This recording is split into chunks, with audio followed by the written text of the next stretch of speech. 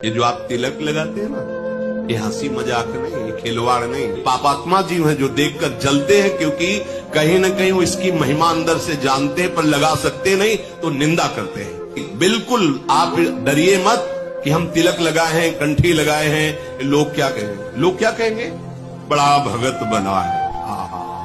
कितनी बढ़िया बात कह दी। हमारा संबंध प्रभु से स्वीकार करता है वो, अब दूसरे स्वीकार करने लगे हैं। पहले तो था कि हम ही नहीं स्वीकार करते थे, अब दूसरे कहने लगे बड़ा भगत बनता है प्रभु का। नहीं, चंदन लगाने से भगत दिखावटी क्यों करते हो। वो जल रहा है बेचारा, उसकी तुम्हें धुआं नहीं नजर आ रहा उसके अंदर से, वो जल रहा है। आपको गर्व से अपने प्रभु का तिलक लगाना। जैसे कहीं ऐसे शासन विभाग में आप हैं और आप बाहरी तिलक नहीं लगा सकते, तो आप ऐसा करें, सूखी रच की बटिया ले ले, आप ऐसे बिना तिलक के न रहे।